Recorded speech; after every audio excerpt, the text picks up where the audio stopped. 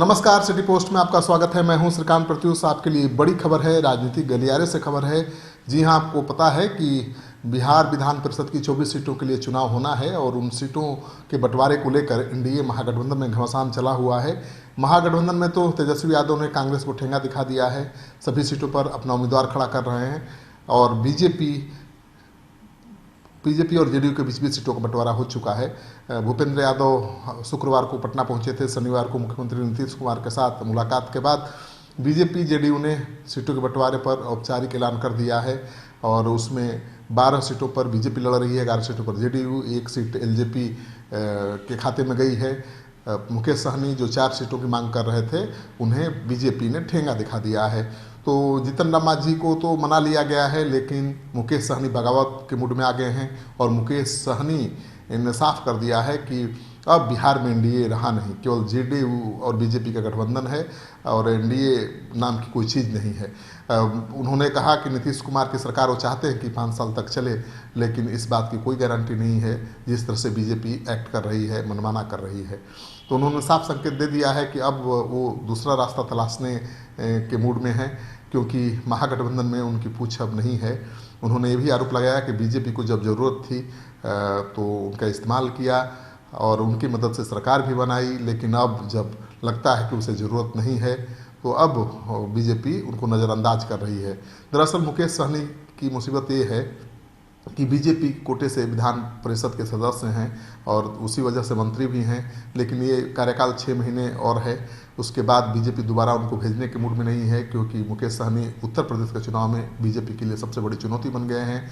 165 सीटों पर चुनाव लड़ रहे हैं, उससे बीजेपी नाराज है और दोबारा उनको विधान परिषद भेजने को तैयार नहीं है।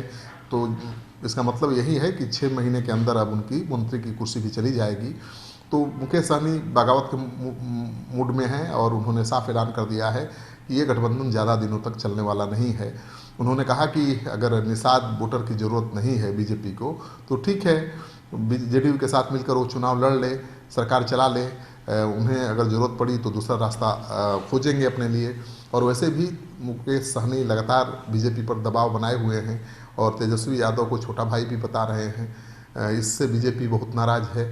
तो मानकर चलिए कि अब ज़्यादा दिनों तक मुकेश सहनी एनडीए में रहने वाले नहीं हैं, वो कभी भी अलग रास्ता अपना सकते हैं।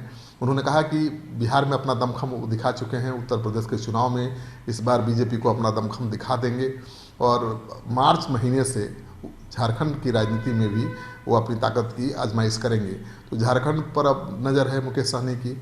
बिहार में इसमें शक की कोई गुंजाइश नहीं है कि उन्होंने अपनी ताकत को दिखाया है, लेकिन उनकी परेशानी ये है कि बीजेपी ने जो भी सीटें उनको दी समझौते के तहत, उन सीटों पर उम्मीदवार अपने लोगों को बना दिया। तो मुकेश सहनी अगर छोड़ेंगे भी एनडीए को तो उनके विधायक उनका कितना साथ देंगे, इसको लेकर संशय बना हुआ है।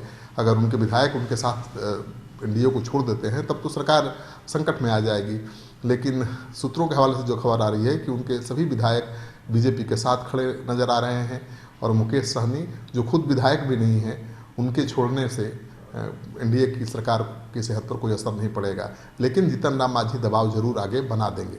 भाई को आज हमारे विशेष तौर पे झारखंड से हमारे बहुत सारे साथी आए हैं, विभिन्न संगठन से हमारे पार्टी और संगठन के सभी पदाधिकारी और निषाद बंधु आए हैं झारखंड से, और हम लोगों ने आज विस्तार से हम लोग चर्चा कर रहे हैं। और पार्टी का उद्देश्य है कि 11 मार्च को जुब्बा सहनी शहादत दिवस हम लोग झारखंड में मनाएं और उसी रोज हम पार्टी को विस्तार झारखंड में करें। आप सभी को पता है कि बिहार से हम लोग उत्तर प्रदेश में पार्टी लॉन्च करके आज उत्तर प्रदेश में चुनाव लड़ रहे हैं। 165 सीट से अधिक चुनाव वहां पे लड़ रहे हैं और मुझे पूरा भरोसा है कि उत्तर प्रदेश में भी हमारी पार्टी बहुत अच्छी स्थिति में आएंगे और उसी तरीके से झारखंड में भी में तैयारी करेंगे 2024 का। और यूपी, बिहार, झारखंड में एक ही हमारा मांग है कि निषाद समाज को आरक्षण मिले, उनके हक अधिकार मिले और निषाद का बेटा भी आने वाले समय में भी इस राज्य का मुख्यमंत्री बने, नेतृत्व करे। इस दिशा में हम लोग काम करें। तो 2024 की तैयारी करने के लिए झारखंड से आज हमारे साथी यहाँ पे उपस्थित हुए हैं और उस पर विचार करके और पार्टी लॉन्च करके मजबूती से 2024 की तैयारी हम लोग करेंगे। यही मुख्य एजेंडा है और इसके लिए आज हम लोगों ने यहाँ पे बैठक कर रहे हैं और उसकी तैयारी अभी पार्टी लॉन्चिंग की तैयारी हमारे साथी जो आए हैं वो तैयारी करके और झारखंड में मजबूती से लॉन्च करेंगे ताकि हर एक घर गांव तक पहुंच जाए कि वीआईपी पार्टी और एक एक बूथ पर संगठन पार्टी काम करे। उसके लिए हम लोग आज बैठ के हम विमर्श कर रहे हैं। सर, एक सवाल है कि आप बार बार कह रहे हैं कि आपको विधान परिषद घोषणा तो होगा एनडीए की तरफ से, आपको जी टिकट नहीं मिला। निश्चित तौर पे बहुत बहुत बधाई है जेडीयू और बीजेपी को कि वो लोग आपस में बंटवारा करके और सीट पे चुनाव लड़ने का निर्णय ले लिया है। तो मेरा तो शुभकामना उनके साथ है कि वो लड़े और जीते। और वीआईपी पार्टी भी मजबूती से 24 विधान परिषद का सीट जो है वहां पे मजबूती से अपने दम पर अकेले चुनाव लड़ेंगे। इसके लिए हम लोग बहुत जल्दी घोषणा करेंगे कैंडिडेट का, तो इसके लिए तैयारी हम लोग करेंगे। हम एक मल्ला निषाद का बेटा है, संघर्ष करना सीखे हैं और संघर्ष करते करते इस जगह तक पहुंचे हैं। और लोग हमें इग्नोर करते हैं, लोग को लगता है कि निषाद का वोट है उनका जागीर है कि वो हमें रखे या हिस्सेदारी दे या ना दे, वो उसका वोट उनको मिल जाएगा। तो खैर वो गलतफहमी का शिकार हो चुके हैं और वो लोग अपना करें। मुझे लगता है कि वो बड़ी पार्टी है। गठबंधन तो तब होता जब वो अपने आप को कमजोर समझते हैं। 2020 में कमजोर समझ रहे थे तो बुला के गठबंधन किए। हम इन्विटेशन तो देने के लिए गए नहीं थे कि हम आपके साथ आना चाहते हैं, हम तो अकेले लड़ना चाह रहे थे। लेकिन उन्होंने, उनको एहसास हुआ कि मैं कमजोर हूं तो साथ लिए। आज उनको लगता है कि हम अकेले लड़के जीत सकते हैं, तो उनको शुभकामना है कि लड़े जीते। हम तो कल भी संघर्ष करने वाले व्यक्ति थे, आज भी संघर्ष कर रहे हैं, हम लड़ाई लड़ेंगे। और हम तो राजा हरिश्चंद्र के जैसे कल भी ईमानदार थे, आज भी ईमानदार हैं और आगे भी रहना चाहेंगे। तो इससे पहले भी कितने लोग क्या नहीं ऑफर किया कि हमारे साथ आइए, डिप्टी सीएम बनिए, सबको मंत्री बनाए। लेकिन हम अपना एक मल्ला का बेटा, जुबान का पक्का और ईमानदारी के साथ माननीय मुख्यमंत्री श्री नीतीश कुमार जी के नेतृत्व में बिहार में हम सरकार चला रहे थे, आज भी चला रहे हैं और आगे का मुझे कोशिश करता हूं कि चलाएं। लेकिन लोग इसी तरीके से बेइज्जत करते रहेगा तो मुझे लगता है कि हमें अपना भी एक दुनिया बनाने की आवश्यकता है। जब समर्थन वापस ले रहे हैं सरकार से आप? जब आज एमएलसी की बात हुआ तो दूर कर दिए, मान लीजिए कि गठबंधन से निकाल दिए। हालांकि हम सरकार के साथ हैं, मुख्यमंत्री नीतीश कुमार जी के साथ है, हमारी सरकार चल रही है। हम एक हिसाब से मान लीजिए कि गठबंधन से हमको और मांझी जी को निकाल दिए, बेगर पूछे बेगर बात किए हुए उन्होंने निर्णय ले लिया। प्रेस कॉन्फ्रेंस में कहा कि हम अपने सहयोगी दल को भरोसे में लेंगे। तो आप सबको पता है कि भरोसे में कब लिया जाता है, जब काम करने से पहले भरोसे में लिया जाता है, काम करने के बाद भरोसे में नहीं लिया जाता है। काम करने के बाद भरोसे में वो आदमी लेता है जो हम कहानी में सुनते हैं कि हिटलर हुआ करता था, जो पहले सोच लेता, जो मर्जी होता था वो कर देता था। तो मुझे लगता है कि यहाँ पे अभी कोई हिटलर नहीं है और कोई हिटलर को सुनने वाला नहीं है। तो उनको जो उचित लगा उन्होंने निर्णय लिया है। हम अपनी निर्णय निश्चित तौर पर लड़ाई लड़ेंगे, मुख्यमंत्री नीतीश कुमार जी के साथ हैं और आगे भी हम चाहते रहें। लेकिन ये चीजें सिर्फ हमारे इधर ही लागू नहीं होता, ये चीज उनके इधर भी लागू होता है कि वो रखेंगे कि नहीं रखेंगे। इस बार तो साबित कर दिए कि वो नहीं रखना चाहते, दूर कर दिए। तो अभी तो हम 2024 का भी अपने दम पर तैयारी कर रहे हैं। हम 2024 में क्या राजनीति करेंगे, किसके साथ रहेंगे, ये मुझे आज नहीं पता है, क्योंकि उन्होंने तो निकाल दिया है। वो रखेंगे नहीं रखेंगे वो उनके ऊपर है। अभी हमें 2024 में सोचना है कि हमें क्या करना है। तो हम अपनी तैयारी कर रहे हैं और हमारी पार्टी का एक ही मांग है, एक ही लड़ाई है कि निषाद समाज को अधिकार मिले, उनको आरक्षण मिले। यूपी, बिहार, झारखंड को आरक्षण मिले। जब बंगाल में, दिल्ली में आरक्षण है तो बिहार, झारखंड, उत्तर प्रदेश में क्यों नहीं है? उसके लिए लड़ाई लड़ रहे हैं। आज इसके लिए उत्तर प्रदेश में चुनाव लड़ रहे हैं। आज आपके साथ जेडीयू भी उत्तर प्रदेश में अकेले चुनाव लड़ रहा है, वीआईपी पार्टी लड़ रहा है चुनाव। तो आपको किस बात का समस्या है? और आप क्यों चाहेंगे, कोशिश करेंगे कि मुकेश सहनी आपके पीछे पीछे चले? अगर मैं आपके पीछे पीछे चलता हूं तो आप, देश में सरकार है आपका, देश में प्रधानमंत्री आप हैं, आप हमारा निषाद आरक्षण लागू कर दीजिए। जैसे आपने 72 घंटा में सामान्य वर्ग के लोगों को आरक्षण लागू कर दिया, तो क्या निषाद का बेटा आपको गरीब नजर नहीं आता है? जो 1 लाख 2 लाख रुपया सालाना कमाने वाला व्यक्ति आपको गरीब नजर नहीं आ रहा? आपने सामान्य वर्ग में 8 लाख कमाने वाले को आपने गरीब मानकर उसको आरक्षण दिया। मैं ये नहीं कभी किसी का विरोध करता हूं कि क्यों आरक्षण दिया, आपने जो दिया वो दिया। आपको लगता है कि गरीब है तो आपने दिया। ये देश के और राज्य के खजाना पे सबसे पहला अधिकार गरीब का होना चाहिए और आप जो किए, मैंने, मुझे लगता है कि आपने सही किया। लेकिन निषाद मछुआरा का बेटा भी तो देश में गरीब है, उनके लिए भी हक अधिकार के लिए उसके भी आरक्षण को व्यवस्था आप ही को करना है। तो मैं तो आज तक आपने बंद कमरा में 2014 में, 2019 में आपने हमेशा कहा कि निषाद को आरक्षण करेंगे, लेकिन इतना साल बीतने के बाद भी आरक्षण नहीं कर रहे। तो मेरे पास एक ही विकल्प है कि इस देश में हम अपनी वजूद को कायम करें, अपनी लड़ाई लड़े।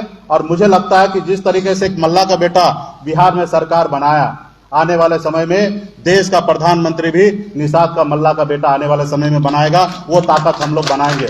आज बना ना, जब सरकार बनने का समय था 4 पार्टी के लेटर से सहयोग से सरकार बना, कोई एक पार्टी के सहयोग से नहीं बना।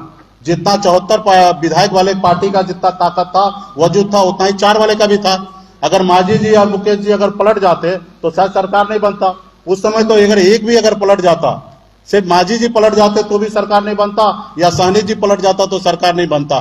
लेकिन हम राजा हरिश्चंद्र के जैसे अटल थे, ईमानदारी से उस रोज भी काम कर रहे थे और आज भी काम कर रहे हैं और कोशिश करते हैं जिंदगी में हमेशा ईमानदारी से आगे बढ़ते रहेंगे। क्योंकि मुझे पता है कि मैं संघर्ष करके यहाँ तक पहुंचा हूँ। एक मछुआरा गरीब का बेटा 900 रुपया महीने पे नौकरी करने वाला व्यक्ति मुंबई जैसे शहर में भी अगर अपने साम्राज्य को कायम कर लिया, और बिहार में 6 साल में निषाद के लिए 75 साल में जो प्लेटफॉर्म तैयार नहीं हुआ था वो हमने पिछले 6 साल में तैयार कर दिया। तो मुझे पूरा भरोसा है कि यूपी बिहार का झारखंड का निषाद भाई साथ होगा तो आने वाले समय में दिल्ली पे भी निषाद का बेटा कब्जा करेगा और निषाद के बेटा के सहयोग से दिल्ली का प्रधानमंत्री बनेगा। और जिस रोज प्रधानमंत्री बनेगा उस रोज निश्चित तौर पे निषाद आरक्षण उस रोज लागू होगा। उसके लिए लड़ाई लड़ते रहेंगे। लोग तो बहुत कुछ सोचते हैं कि मुकेश सहनी को मिट्टी में मिला देंगे, तो भाई आप सोचिए, आपको जो करना है वो कीजिए। लेकिन मुकेश सहनी जब तक जिंदा रहेगा तब तक अपने समाज के लिए, हक अधिकार के लिए संघर्ष करते रहेगा। मुझे कोई परवाह नहीं है, समाज के साथ लड़ते लड़ते मिट्टी में भी मिल जाए तो मुझे लगता है कि वो मैं स्वर्ग पहुंच जाऊंगा। मुझे लगता है कि मैं स्वर्ग पहुंच जाऊंगा कि समाज के लड़ते लड़ते अगर मुझे शहीद भी होना पड़े तो मैं तैयार हूँ।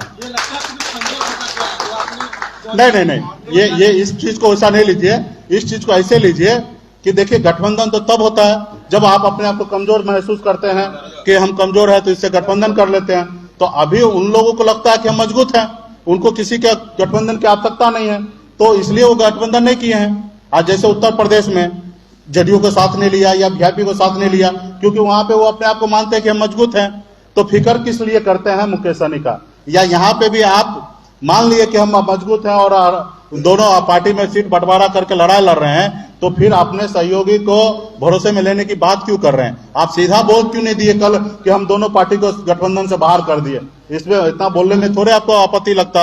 अब मुझे सुनने में भी कोई आपत्ति नहीं है, मैं तो एहसास कर लिया हूँ कि आपने हमें बाहर निकाल दिया है। उनका दलील है कि आपको उन्होंने बनाया था, कोई मेहरबानी नहीं किया था, कोई व्यक्ति मेहरबानी नहीं किया था, ये मेरा अधिकार था। मुझे ठीक है पूरा कर दिया, आगे ना करे। उनको जो लगता है, मेरा जो गठबंधन हुआ था आप सबके समक्ष में, और उसका गवाह आप ही लोग हैं और दूसरा कोई नहीं है। बिहार को जनता को समय आएगा तो आप ही बताइएगा कि जब चाणक्य होटल में प्रेस कॉन्फ्रेंस हुआ था वहां स्पष्ट हुआ था 11 सीट और 1 एमएलसी, और 1 एमएलसी जो होता है वो संपूर्ण 6 साल का होता है। तो उनका काम था एमएलसी बनाना और 11 सीट देना, उसने दिया, कोई मेहरबानी कोई नहीं किया था। अगर 11 सीट पे उन्होंने हमको वोट दिया तो हमने 11 सीट के अलावा बाकी जगह पे उनको हमने वोट दिलाया और कई ऐसे सीट को हमने जिताया। तो गठबंधन तो यही होता है। तो हमें आगे भी वो उनका अगर ईमानदार रहेंगे तो पूरा करेंगे, नहीं अगर रहेंगे तो ना करें, मुझे उसका परवाह कहाँ है। अगर उसका परवाह करते तो उत्तर प्रदेश में लड़बे करते हैं। तो हम लोग आज समाज के साथ हैं, मजबूती से हैं और आगे भी रहेंगे। जिसको जो अपना करना वो करे, लड़े, जो करना है वो करे। सरकार से अब अपना समर्थन वापस लेंगे क्या? पूरब सूरज जो है ना, पूरब की जगह पश्चिम उग सकता है, लेकिन वीआईपी पार्टी बोछा में चुनाव लड़ेगा। इसमें कोई 1% पिटपट नहीं होगा। हाँ, जिस साथी 2020 में गठबंधन जो था, उस गठबंधन के तहत अगर साथी उसमें समर्थन देता है तो उनको स्वागत करेंगे, नहीं समर्थन देता तो भी उनको स्वागत करेंगे मैदान में। स्पष्ट है। सरकार से समर्थन वापस लेंगे क्या? सरकार यहाँ पे माननीय मुख्यमंत्री नीतीश कुमार जी के नेतृत्व में सरकार चल रही है और मुख्यमंत्री जी के साथ में मजबूती से हूँ।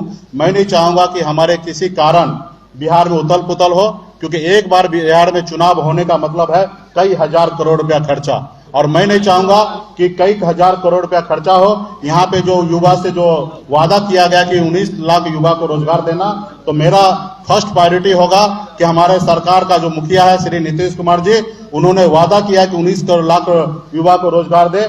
तो मैं उनको सहयोगी के तौर पे साथ भी रहूं और 19 लाख युवा के रोजगार देने में उनको सहयोग करूं, और अगर कभी भूल जाए तो उसको याद भी दिलाऊं कि आप 19 लाख युवा को रोजगार देने का वादा किए, वो वादा पूरा कीजिए, क्योंकि मैं उसी लिए मैं आपके साथ हूं। और वादा पूरा नहीं होगा तो फिर उसके बारे में फिर सोचा जाएगा। हमें लगता है कि मुख्यमंत्री जी इस रास्ते पे काम कर रहे हैं, हम भी अपने विभाग में काम कर रहे हैं और उस विभाग पे काम कर रहे हैं। अगर जब तक काम करने का मौका मिलते रहेगा, अंदाजा मिलेगा कि हम लोग अपने विभाग से लाखों युवा को रोजगार दे पाते हैं तो अच्छा होगा। जब जिस रोज एहसास होगा कि हम रोजगार नहीं दे पाते और नहीं दिया जा रहा हमारी सरकार में, उस रोज सोचा जाएगा कि इस युवा के लिए क्या करना है। वैकल्पिक राजनीति ढूंढ रहे हैं क्या? नहीं, देखिए, हम तो अकेला चलने वाला व्यक्ति हैं, अकेले जन्म लिए हैं, अकेले संघर्ष करने वाले लोग हैं। हम तो सामान्य विचारधारा वाले लोग, 2 कदम हम चलेंगे, 2 कदम आप साथ दीजिए, हम आपको साथ देंगे, आप हमको साथ दीजिए। देश में गठबंधन की राजनीति हो गया तो इस तरीके से चल रहा है। तो जब समय समय की बात होगा, कभी दोस्त बनते हैं, कभी दुश्मन बनते हैं। कल तक बीजेपी का हम दोस्त हैं, कल उन्होंने हमको बाहर निकाल दिए तो आज हमको वो दुश्मन मान रहे हैं। और कल क्या होगा वो मुझे क्या मालूम है। तो लोग कहते हैं कि वीआईपी के विधायक हमारे साथ हैं, तो वो भी कर ले ना, वो भी कर ले। अभी तो हमारे चुनाव आयोग पे वीआईपी का दिख रहा है, और वो अगर इस बात से अगर डरा रहा है तो मैं इससे कहां डरने वाला हूं। कोई पार्टी विधायक के ऊपर नहीं चलता है, जनता और कार्यकर्ता के दम पे चलता है, उनके सपोर्टर पे चलता है। तो ये वीआईपी पार्टी इतना मजबूत विधायक के दम पे नहीं हुआ। विधायक तो हम दम पे मजबूत हो गए तब बना। हम संघर्ष करने के टाइम में हमारे पास कोई विधायक नहीं था, तो संघर्ष करने के टाइम में फिर नहीं रहेगा तो क्या फर्क गिरता है। फिर 2004 विधायक बनाया निषाद समाज ने, 2025 में 40 बनाएंगे, हो सकता है तो 130 भी बना सकता है, और अपने दम पर निषाद के बेटा को मुख्यमंत्री बना सकता है।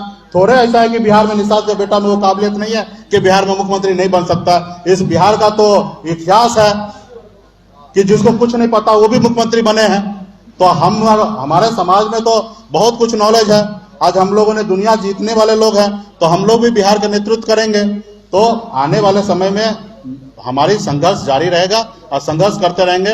और 24 लोग विधानसभा परिषद का जो विधान परिषद का सीट है उस पर चुनाव मजबूती से लड़ेंगे। पशुपति पारस को एक सीट दिया गया, आपको इग्नोर किया गया, मांझी जी को इग्नोर किया गया। हाँ, तो हमको तो लगता है कि उनको मजबूत समझे होंगे, मांझी जी को कमजोर समझ रहे हैं या सहनी जी को कमजोर समझ रहे हैं। तो हमको और मांझी जी को मान लीजिए कि गठबंधन से बाहर निकाल दिए, नहीं दिए तो नहीं, तो हम भी सरकार के साथ हैं। ठीक है, तो वो उनको जो वो निर्णय तो उन्हीं को लेना है, और वो जो निर्णय लेंगे अभिभावक उनका हम निर्णय का स्वागत करते हैं, वो जो निर्णय ले रहे हैं। लेकिन हम तो अपना निर्णय लेंगे ना।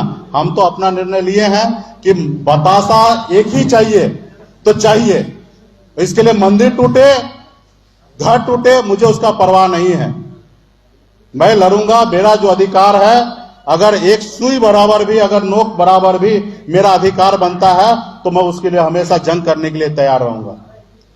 वो जहां सीट से पार्टी के कोई और उम्मीदवार हो सकते हैं कि आप खुद भी लड़ सकते हैं? नहीं, सुरक्षित सीट है, हम कैसे लड़ लेंगे। वहां पे हमारे प्रत्याशी रहेंगे और हमारे स्वर्गीय मुसाफिर पासवान जी पार्टी के साथ मजबूती से रहे हैं और उनका स्वर्गवास हो गया है।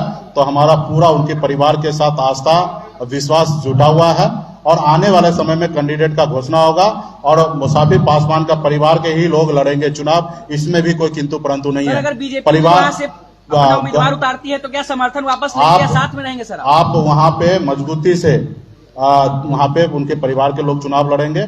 नाम क्या होगा वो समय पे हम चाहते हैं कि माननीय मुख्यमंत्री जी उसका नाम का घोषणा करें, और समय आने पे आचार संहिता लगने पे वहां पे घोषणा होगा।